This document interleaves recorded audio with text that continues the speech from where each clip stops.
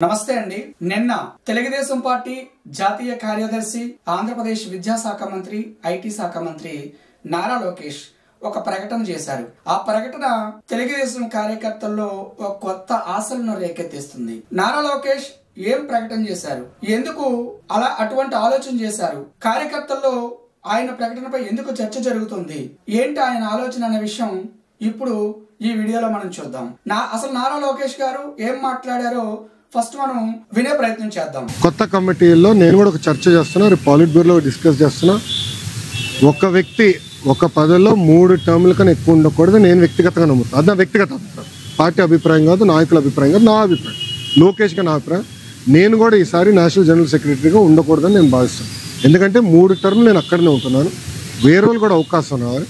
గ్రామ పార్టీ నుంచి పార్టీలో మూవ్మెంట్ పాలిట్ బ్యూరో వరకు రావాలనేది నా లక్ష్యం, నా ఆలోచన. రైట్ ఆర్ రాంగ్ అది పెద్దలు నిర్ణయిస్తారు, నా ఆలోచన అది. అందుకే ఈసారి నేను కానీ రాము కానీ, మళ్ళీ రాము అంటే ఏడుస్తారు వైకాపాలో. ఎందుకు ఏడుస్తారు నాకు తెలీదు. రాము ఏమో నన్ను అన్నంటాడు, నేనేమో రాము అంటాను, నేను ఇద్దరే. సో రాము కూడా మొన్న రాము నేను కూడా మాడుకున్నాం, దావోస్లో కూడా లంచ్ చేస్తుంటే మేము మాడుకున్నాం. సో రాము కూడా ఏదన్నా నేను కూడా వేరే దానికి వెళ్దాం, వేరే వాళ్ళకి అవకాశం ఇద్దాం, పార్టీలో మూవ్మెంట్ రావాలని మేము అనుకుంటాం. సో ఇప్పుడు ఈ వీడియో విన్న తర్వాత నారా లోకేష్ గారు చాలా స్పష్టంగా పార్టీలో విప్లవాత్మకమైన మార్పులు తీసుకురావాలనే ఆలోచన ఉన్నట్లు మనకైతే అర్థమవుతుంది. ఆ ప్రకటన వెనక ఆంతర్యం ఏమిటి అన్నది తర్వాత మనకు అర్థమయ్యే అవకాశం ఉంది. కానీ ఇప్పుడైతే మాత్రం పార్టీలో గ్రామీణ స్థాయి నుంచి పొలిట్ బ్యూరో వరకు, అంటే గ్రామీణ స్థాయిలో ఉన్నటువంటి కార్యకర్త పొలిట్ బ్యూరోలో కూడా ఉండే అవకాశం తెచ్చుకునేటట్లు కొత్త కమిటీని ఏర్పాటు చేసే ప్రయత్నం జరుగుతుంది. ఇది నా వ్యక్తిగత అభిప్రాయం అని లోకేష్ గారు చెప్పారు. వాస్తవానికి పార్టీలో పనిచేసే ప్రతి ఒక్కరికి సమప్రాధాన్యం ఇవ్వాలి, గ్రామీణ స్థాయి నుంచి పొలిట్ బ్యూరో స్థాయి వరకు అందరికీ సమాన ప్రాధాన్యం ఇవ్వాలనే సిద్ధాంతం కమ్యూనిస్ట్ పార్టీల్లో ఉంటుంది. అయితే అది కూడా కొంతవరకే. రాష్ట్ర స్థాయి, కేంద్ర స్థాయి పదవులు మాత్రం అణగారిన వర్గాలు ఎక్కడా కూడా ఆ పార్టీలో కూడా ఉండవు. కానీ లోకేష్ ఈ తరహా ప్రకటన చేయడం వెనుక ఆంతర్యం ఏంటి, ఎందుకు ఈ ప్రకటన చేశారు, నిజంగానే గ్రామీణ స్థాయి కార్యకర్తని పొలిట్ బ్యూరో స్థానంలో కూర్చోబెడతారా అన్నది ఇప్పుడు ఎక్కువ చర్చ నడుస్తా ఉంది. వాస్తవానికి తెలుగుదేశం పార్టీలో మార్పులు రావాలి అన్నది ఎప్పటి నుంచో జరుగుతుంది. చంద్రబాబు నాయుడు పూర్తిగా యువతకు ప్రాధాన్యం ఇవ్వాలని ఆలోచన చేస్తూ ఉన్నారు. కానీ ఇది సాధ్యమేనా అంటే ఇప్పుడు సాధ్యమే. ఎందుకు అనంటే తెలుగుదేశం పార్టీలో తరచు వైఎస్ఆర్ కాంగ్రెస్ పార్టీ 70 ఏళ్ల వృద్ధుడు 70 ఏళ్ల వృద్ధుడని చంద్రబాబు నాయుడు గారిని తరచూ కామెంట్ చేస్తూ ఉన్నారు. అయితే వృద్ధాప్యంలో చంద్రబాబు ఉన్నప్పుడు తర్వాత పార్టీ పగ్గాలు ఎవరు చేపట్టాలి అనే అంశం వచ్చినప్పుడు ఖచ్చితంగా లోకేషే ఆ స్థానాన్ని భర్తీ చేయగలుగుతారు. ఎందుకు అనంటే తెలుగుదేశం పార్టీలో ఎట్టి పరిస్థితుల్లో కూడా ఎన్టీఆర్ కుటుంబానికి సంబంధించిన వ్యక్తులు ఒక నందమూరి బాలకృష్ణ తప్ప ఇంక ఎవరు కూడా వీళ్ళకి అనుగుణంగా లేరు. వాస్తవానికి ఎన్టీఆర్ గారు, జూనియర్ ఎన్టీఆర్ ఈ పార్టీ పగ్గాలు చేపడితే బాగుంటుందనే అభిప్రాయం గతంలో ఎక్కువగా వచ్చింది. కావాలనే ఆయన్ని దూరం చేసింది పార్టీ కూడా. ఆయన కూడా ఈ వివాదాలకు దూరంగా ఉండాలి, సినిమా కెరీర్ ని ముందు ఫుల్ఫిల్ చేసుకున్న తర్వాత రాజకీయ అంశాల గురించి మాట్లాడాలనేటువంటి దృక్పథంతో ఆయన ఉండిపోవడంతో ఇప్పుడు తెలుగుదేశం పార్టీలో తర్వాత స్థానాన్ని భర్తీ చేసేటువంటి అంశం లోకేష్ కే ఉంది. అయితే ఇక్కడ ప్రధానంగా ఓ చర్చ నడుస్తుంది. అసలు లోకేషే ఎందుకు ఈ ప్రతిపాదన తెచ్చారు అని అంటే ఆయన చేసిన ప్రతిపాదన ఏంటి, పార్టీలో ఒక పదవి 3 టర్ములు అంటే 3 టర్మ్స్ కంటే ఎక్కువగా ఉండకూడదు అనేది ఆయన చేసినటువంటి ప్రతిపాదన. 3 సార్లు 4 సార్లు అని కాకుండా ఈ ప్రతిపాదన తేకపోతే ఖచ్చితంగా లోకేష్ నూతన కమిటీలో స్థానం ఏ స్థానం ఇచ్చినా సరే 2 పదవులు 3 పదవులు ఇచ్చినట్టు ఉంటుందనే ఉద్దేశం అయి ఉండొచ్చు, లేదా పార్టీ పగ్గాలు చేపట్టేందుకు కొత్త కసరత్తు అయి ఉండొచ్చు. వాస్తవానికి డిప్యూటీ సీఎం పదవి లోకేష్ కి ఇవ్వాలనేటువంటి ఎత్తుగడలో భాగంగా తొలుత టీడీపీ వర్గాల నుంచి కింద స్థాయి నుంచి చంద్రబాబు నాయుడు గారు ప్రచారం చేయించారు. ఏకంగా పవన్ కళ్యాణ్ ప్రాతినిధ్యం వహిస్తున్న నియోజకవర్గం నుంచే ఆ పార్టీ నాయకుడు పవన్ కళ్యాణ్ డిప్యూటీ సీఎం అయితే ఏంటి ఇబ్బంది, ఎందుకు అవ్వకూడదనేటువంటి ప్రతిపాదన తీసుకొచ్చినప్పుడు ఇది పెద్ద అలజడి సృష్టించేలా ఉంది. ఎన్డీఏలో ఇది ఇబ్బందికర పరిస్థితులు తెచ్చేలా ఉందన్న ఉద్దేశంతో ఆ విధానానికి స్వస్తి పలకాలని వెంటనే అలర్ట్ అయ్యి దావాసించే చంద్రబాబు నాయుడు అసలు డిప్యూటీ సీఎం పదవి మీద ఎటువంటి కామెంట్స్ చేయొద్దన్నారు. ఇప్పుడు ఆ ప్రస్తావన ఏదైతే జనసేన నుంచి వ్యతిరేకత వచ్చిందో ఇప్పుడు కొత్త ప్రతిపాదనకి శ్రీకారం చుట్టారు. అయితే ఈ ప్రతిపాదనలో తెలుగుదేశం పార్టీ యువకులకు గ్రామీణ స్థాయి కార్యకర్తకు స్థానం ఇస్తుంది అని అనుకోవడం పొరపాటు. ఎందుకు అనంటే ఇప్పుడు నారా లోకేష్ ఒక వ్యూహంలో ఉన్నట్టు నాకైతే అనిపిస్తుంది.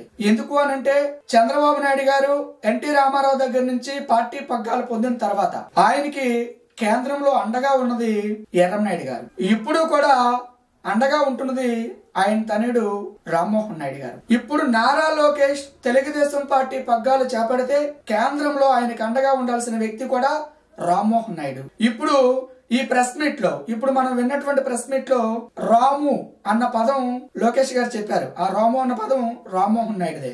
రామ్మోహన్ నాయుడు ఇప్పుడు లోకేష్ ఏదైతే బాధ్యతలు చూస్తున్నారో, జాతీయ కార్యదర్శి బాధ్యతలు చూస్తున్నారో, ఆ పదవి బాధ్యతలను రామ్మోహన్ నాయుడు తీసుకోబోతున్నారు. నారా లోకేష్ పార్టీ బాధ్యతలు తీసుకుంటున్నారు అని నేను భావిస్తున్నాను. ఏ మాదిరిగా అంటే బీఆర్ఎస్ పార్టీలో తెలంగాణలో BRS party working committee president గా కేటీఆర్ ఏ మాదిరిగా బాధ్యతలు తీసుకున్నారో ఇక్కడ కూడా లోకేష్ ఆ మాదిరిగా బాధ్యతలు తీసుకునే అవకాశం ఉంది. కేసీఆర్ గౌరవాధ్యక్షులుగా ఉండిపోయారు. అధ్యక్షులుగాను గౌరవాధ్యక్షులుగా 2 పదవులకు ఆయనే.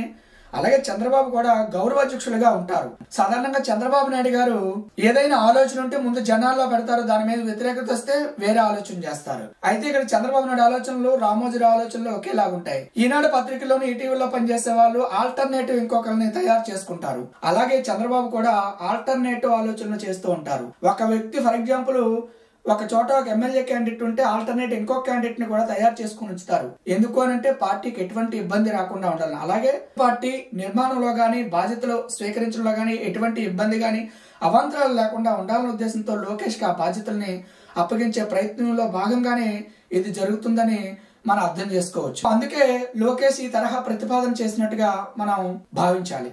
అయితే ఈ ప్రతిపాదన వెనక నేను ఇందాక చెప్పినట్లుగా గ్రామీణ స్థాయి కార్యకర్తలు ఎవరికి కూడా అవకాశాలు ఉండవేమో అని చెప్పాను. కానీ మరీ లేకుండా ఉండే అవకాశం అయితే లేదు. ఎందుకంటే యాదవ వర్గానికి చెందిన గాజువాక శాసనసభ్యులు పల్లా శ్రీనివాస్ గారు పార్టీ అధ్యక్షులు చేశారు. అంతకు ముందు అచ్చెన్నాయుడు గారిని పార్టీ అధ్యక్షులు చేశారు.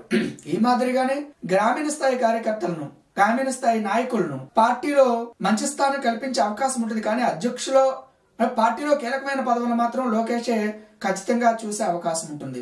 అయితే దీనిపై వైసీపీ ఒక తరహా ట్రోలింగ్ చేస్తుంది. ఆ ట్రోలింగ్ అంటే ఒకసారి మీరే చూడండి.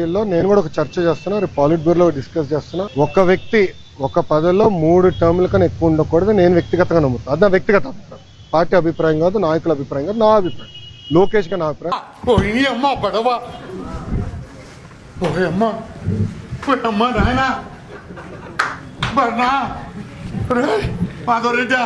కాపాడండి ఓయమ్మ ఫేస్ టు ఫేస్. ఒక వ్యక్తి ఒక పదవిలో 3 టర్ముల కన్నా ఎక్కువ ఉండకూడదు. ఇదేంటి ఇద్యా ఓయమ్మ ఓ నాయన ఏంది ఇది? ఇదేంది ఇద్యా ఏంటి రాదా? ఈ ట్రోలింగ్ చూసిన తర్వాత మనందరికి ఒకటి అనిపిస్తుంది. మనతో పాటు టీడీపీ నాయకులు కూడా కింద ట్రోలింగ్స్ లో వాళ్ళు కూడా వాళ్ళ సోషల్ మీడియాలో ఒక తరహా ప్రకటనలు చేస్తున్నారు. జగన్మోహన్ రెడ్డి లాగా ఎవరిని తరిమేయలేదు అనేటువంటి ప్రచారం జరుగుతుంది. అంటే ఆ పార్టీకి గౌరవాధ్యక్షులుగా ఉన్న వాళ్ళ అమ్మగారిని విజయమ్మ గారిని పార్టీ నుంచి అకస్మాత్తుగా తొలగించారు. అయితే వాళ్ళమ్మ పార్టీ పగ్గాలు చేపడితే ఎప్పటికైనా నష్టం అనే ఆలోచనతోనే విజయమ్మ గారిని ఆ పదవి నుంచి తొలగించారని ప్రచారం టీడీపీ చేస్తుంది. ఏది ఏమైనా పార్టీ కింది స్థాయి కార్యకర్తలకు పొలిట్ బ్యూరో స్థానం కల్పించాలన్న ఆలోచన నిజంగా గొప్పదే. అది ఎంతవరకు సక్సెస్ అవుతుంది, చెప్పిన మాటలు ఎంతవరకు అమలు చేస్తారో అనేది మనం చూడాల్సి ఉంది.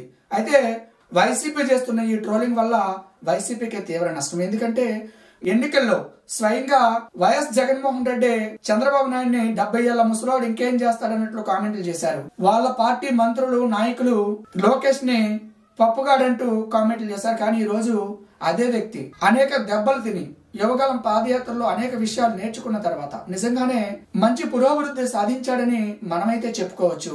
వైసీపీ ఈ తరహా ట్రోలింగ్స్ గాని గతంలో వాళ్ళు మాట్లాడిన మాటల కూడా వాళ్ళ వైఫల్యానికి వాళ్ళ వాటమికి కారణమయ్యే. ఎక్కడి నుంచైనా ఇది మానుకొని హుందాగా వ్యవహరించే ప్రయత్నం చేస్తే మంచిదన్నది నా అభిప్రాయం.